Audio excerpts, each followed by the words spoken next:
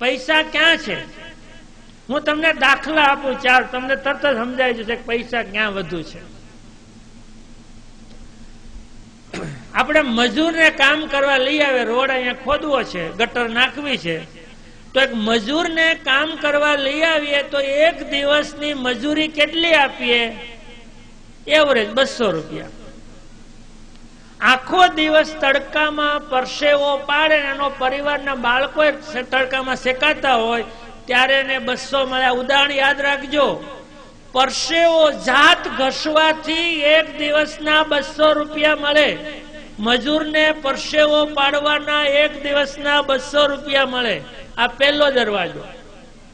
બીજો દરવાજો, કોલેજમાં પ્રોફેસર હોય ને, આમ દાખલ થાય ને પહેલા વહેલા તો ઓછામાં ઓછો 50,000 પગાર હોય. મહિનાના કેટલા દિવસ કામ કરવાનું? કે 25 દિવસ.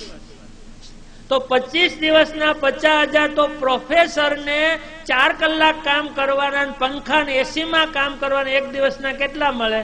2,000. મજૂર જાત ઘસે, પરસેવો પાડે તો 200 મળે. પ્રોફેસર પંખાની નીચે 4 કલાક બાળકોને ભણાવે, તેને 2,000 મળે. પૈસા ક્યાં વધુ મળે? પરસેવામાં કે જ્ઞાનમાં? જ્ઞાનમાં. આ બાળકોને ખબર છે? જો આટલી ખબર હોત ને તો 12મા ધોરણ પછી બાળકોને આપણે ઉઠાડી ન લઈએ. 12મા ધોરણ પછી દીકરીને ભણતી ઉઠાડી ન લઈએ. એને ભણાવીએ, જ્ઞાન હશે તો એ કમાણી કરી શકશે. જ્ઞાનની જરૂર છે, જ્ઞાનની જરૂર છે, પરસેવાની નહીં. આપણે તો માત્ર ગામડામાં પરસેવો પાડતા શીખ્યા છીએ અને છતાં કુદરતી રીતે સુખી છીએ, એનો વાંધો નથી. પણ પરસેવા કરતા વધુ પૈસા જ્ઞાનમાં છે, જ્ઞાનમાં છે, સમજવાની જરૂર છે. આ બીજો દરવાજો. ત્રીજો દરવાજો બતાવો. IPL ચાલે છે, ક્રિકેટર બહુ બધા કમાણી કરે છે. ઓલો ધોની કેટલું કમાય છે ખબર? ધોની દિવસ ઉગે છે અને હાથમે છે, એક દિવસના 1 કરોડ રૂપિયા કમાય છે. 300 કરોડ રૂપિયાની આવક છે વર્ષની. એક દિવસના 1 કરોડ. ઓલા કોણ બનેગા કરોડપતિમાં અમિતાભ માત્ર 1 કલાક પહેલા ખુરશી પર બેસીને પ્રશ્ન પૂછે, 1 કલાકના એને 3 કરોડ મળે છે. એક એપિસોડના 3 કરોડ મળે છે. એક મજૂર પરસેવો પાડે તો 200 મળે. એક પ્રોફેસર જ્ઞાન વાપરીને ભણાવે તો 2,000 મળે. પણ જો કૌશલ્ય કે આવડત હોય તો એક દિવસના 3 કરોડ મળે. પૈસા ક્યાં વધારે છે? કૌશલ્યમાં છે, કૌશલ્યમાં છે. આપણા સંતાનોને કૌશલ્ય, હુનર શીખવાડો, હુનર શીખવાડો. આપણે બાળકોને આ જ્ઞાન આપવાની જરૂર છે. અને જે માં પોતાના બાળકોને આવા વિચારોની સ્પષ્ટતા કરી શકે, એના બાળકો કૃષ્ણ ભગવાન જેવા થઈ શકે, બાકી કાંઈ ન થઈ શકે.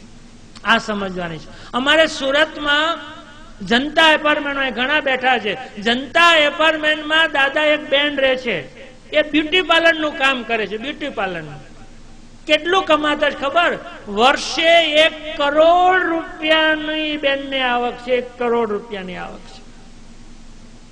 જનતા એપાર્ટમેન્ટ. સામાન્ય દીકરી છે, ભણેલી, 7 ધોરણ નહીં હોય.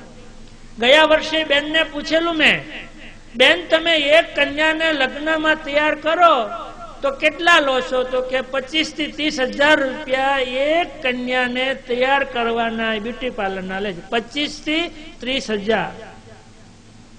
પછી મેં બીજો સવાલ પૂછ્યો, તો વર્ષે કેટલી કન્યાઓ તમે તૈયાર કરો? 250 જેટલી બહેનોને એ તૈયાર કરે છે. 200 થી 250 જેટલી બહેનોને તૈયાર કરે. બીજું બધું અલગ. એ બેનનું ટર્નઓવર 1 કરોડ રૂપિયા છે. બહેનો, તમારી જિંદગીની કમાણીનો સરવાળો 1 કરોડ ન થાય. એ દીકરી 1 વર્ષમાં 1 કરોડ કમાઈ શકે છે. નથી ભણી, તમારા પૈકીની છે.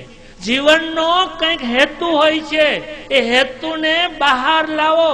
માત્ર જન્મીને પ્રાણીઓની માફક મરવું નથી. એક માણસની માફક, કૃષ્ણ ભગવાનની માફક બધાય કર્તવ્યોને શ્રેષ્ઠ રીતે પૂરા કરીને જીવન જીવવું જોઈએ, એવું કૃષ્ણ ભગવાન કહે છે.